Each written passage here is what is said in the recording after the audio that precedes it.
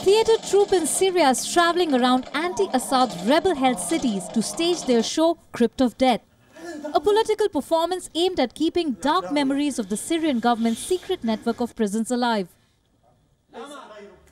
The performance tackles the issue of political prisoners, prisoners of conscience, prisoners of the Syrian revolution.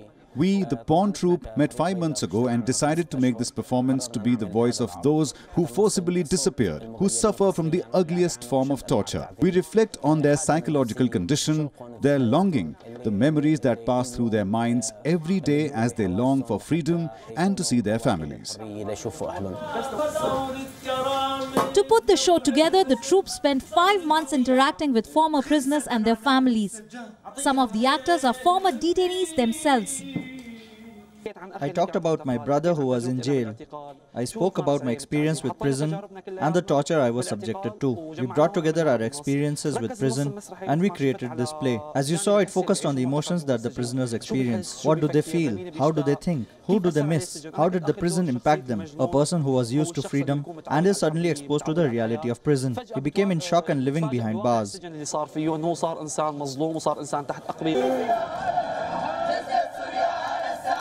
Crypt of Death is a way to avoid a whitewashing of what the Syrian government's intelligence services did during the first years of what was back then called the Syrian Revolution.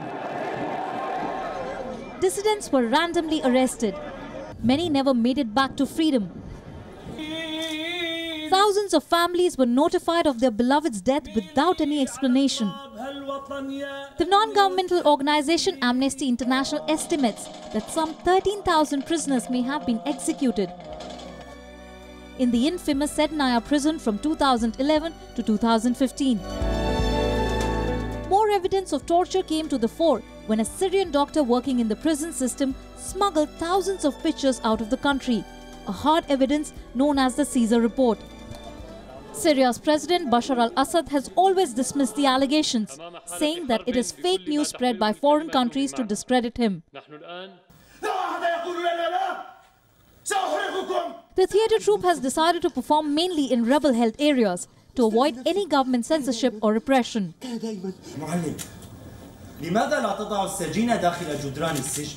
They even performed in the last major rebel bastion of Idlib, despite a large military offensive possibly looming on the horizon. We are being asked, how can you deliver theatre performances in such an atmosphere? I tell people, quite the contrary. We don't have anyone practicing censorship in such an atmosphere. We don't have the oppressive and militarized political systems that controlled you. No one censored this play, and we reflect what happens in reality.